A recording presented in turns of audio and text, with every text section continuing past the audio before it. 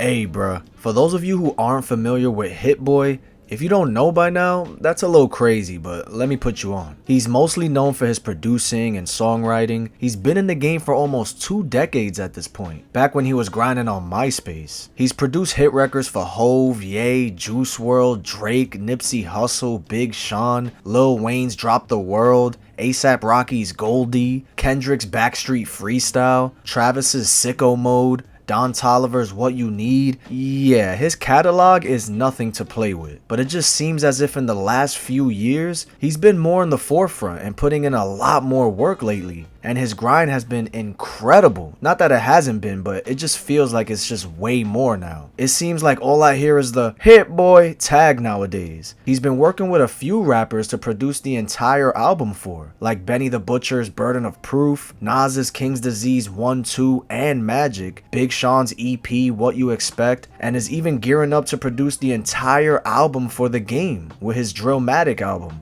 So clearly that boy is on a roll, but we gotta talk about that boy Nas specifically. Now, I'm a huge Nas fan. You can ask anyone. Shit, I made a whole Nas ranking discography video a few years back. It might be a little outdated at this point, especially since I made that before King's Disease 1 even dropped. But I say that to say this. Before King's Disease 1 dropped, a lot of people that I've spoken with in person and also on social media often would say that Nas hadn't dropped a classic album in damn near a decade, arguably with God's Son or Stillmatic. The Lost Tapes is a classic to me as well, personally. But yeah, Street's Disciple was solid, but it had a lot of filler. Hip Hop is Dead made an impact at the time and was a conversation starter for sure. Some really underrated tracks. But classic?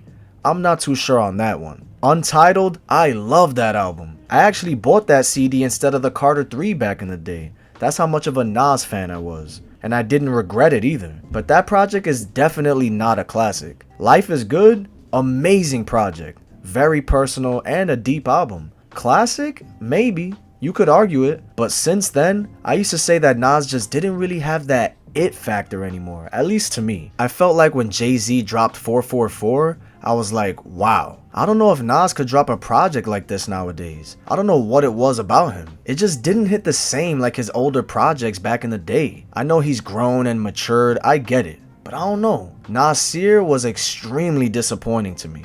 I don't ever go back to that project like that, to be honest. I had a lot of high expectations for it, and I just didn't like it, man. Other than maybe a song or two. Then the Lost Tapes 2 came out, and hey, I can give that a pass since it's not really an actual studio album, so whatever. Plus, it did have some very solid tracks, like Who Are You, for example. But I felt as if Nas at this point, look, Nas was always respected by critics, for the most part, fans, and his peers. Don't get it twisted, but speaking from a Nas fan perspective, what's one thing that a lot of Nas haters or even some fans would say about his whole career? The production. A lot of people saying he just has a bad ear for it. People would claim that he chose some of the worst / boring beats of all time.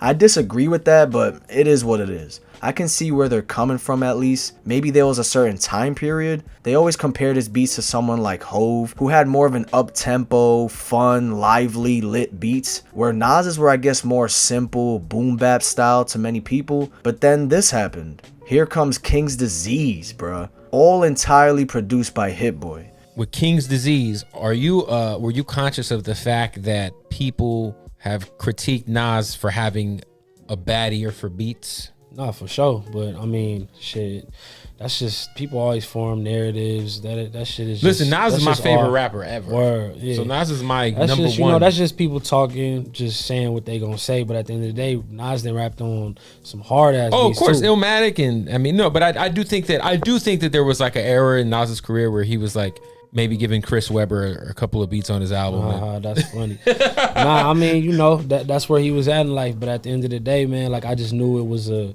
job of service like that, and I had to really, I was putting on for a lot of people, and I know a lot of people wanted to hear him sound good. So, dog, for real, like I feel like it's almost like you had a duty as like a participant in hip hop culture to be like, 100, yo, Nas, we gonna make sure this shit is For sure. Solid. I was on it every day, man. Like we, you know what I'm saying, chopping it on the phone every morning. Like he giving his thoughts, I'm giving my thoughts. Like I'm updating songs by the day, adding production, taking away shit, just trying to make it sound, you know what I'm saying, as enjoyable as possible. And for it to end up being, you know, received on this level. And you know, I woke up to a fucking FaceTime from Timbaland in the morning, the album dropped, and just the stuff he was saying, I'm like, yo, damn, this is really like, it's touching people on that level. You know what I'm saying? You always hope that it will, but for people on that level to reach out and just be like, yo, this shit is super hard, bro. Like, man, like that's the win. And when I saw that this was dropping, I was excited but didn't really know what to expect. And man, I can honestly say that Nas proved me wrong, bro. Big time. This album is great from top to bottom. A mature and very well produced album, bro. The features on here really were a great choice because all of them stand out and they all did their thing. It isn't bloated like a lot of albums are nowadays. And guess what? Nas won his first ever Grammy from it. Thanks to that man HitBoy. You gotta give him his credit, bro. He really took Nas out of that element and put him in his bag. And he just murdered all of those beats. Of course you gotta give credit to Nas too, but I don't think it would be as good if it wasn't for that chemistry between the two. And then they ran it back the following year with King's Disease 2. I was like, oh hell nah. No way, bro. It's gonna be way too hard to top the first one, bro. And let me tell you, they went 2 for 2. Another album where Nas really goes in about a lot of older topics and just overall how his life is at this point. Amazing production from HitBoy again. 40 side? Bruh.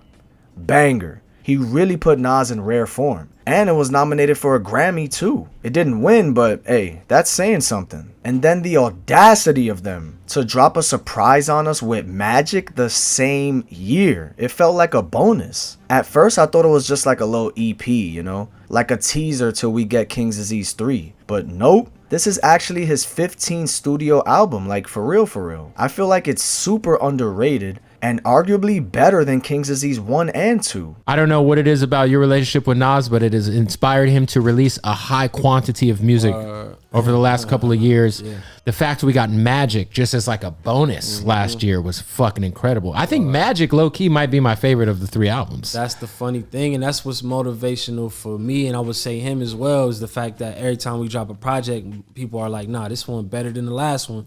They've gotten better each time. Yeah, exactly. So my thing is like, let's just keep leveling it up every time and kind of just competing with ourselves. We not, obviously Nas is who he is. Like he's cemented in this shit and, you know, legend, royalty, all that. But it's like he just motivated to make the music, and it's just strictly about that. Critics did praise this project very high too. The album feels timeless, all produced by HitBoy of course. And I personally think that HitBoy just lit that fire under Nas that who knows, maybe he even thought he lost.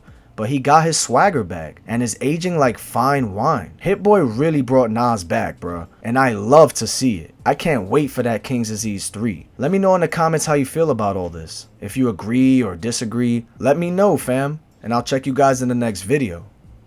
Peace.